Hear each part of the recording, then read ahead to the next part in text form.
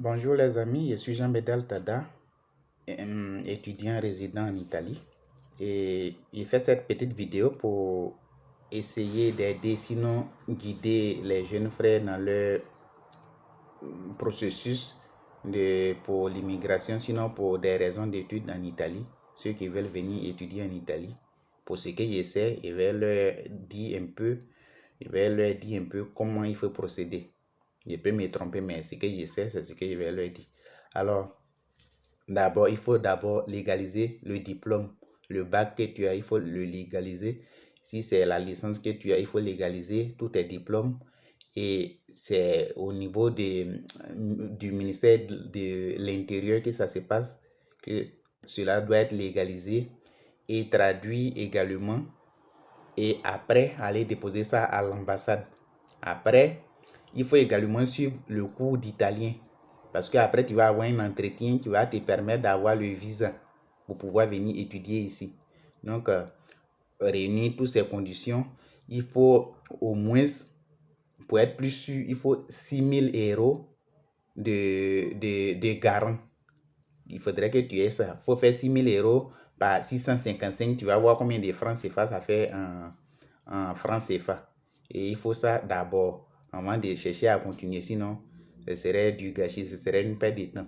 Je ne vais pas être long dans cette vidéo. Ça, c'est un peu que je vous ai dit. Maintenant, bon, pour plus d'informations, vous pouvez me contacter sur ma page, sur mon canal, sur ma chaîne YouTube. Vous pouvez également me contacter. Mais néanmoins, je vous laisse cette petite vidéo là. C'est simple. Si vous suivez la procédure et que vous avez les moyens, vous pouvez venir étudier ici.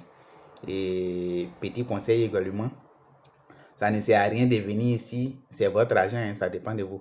Mais petit conseil, sachez que la faculté que vous aurez choisie, vous avez vraiment ça à cœur. Comme ça, si il y a des difficultés dans cette faculté-là, vous pouvez supporter les difficultés, parce que je vois de nombreux étudiants qui viennent ici, réellement ils ne savent pas quoi faire, ils entendent, bon, et ils se jettent comme ça. Après, il se trouve qu'ils sont bloqués, ils peuvent pas aller de l'avant, ils ne peuvent pas aller en arrière, ils sont bloqués et ils se retrouvent sans documents.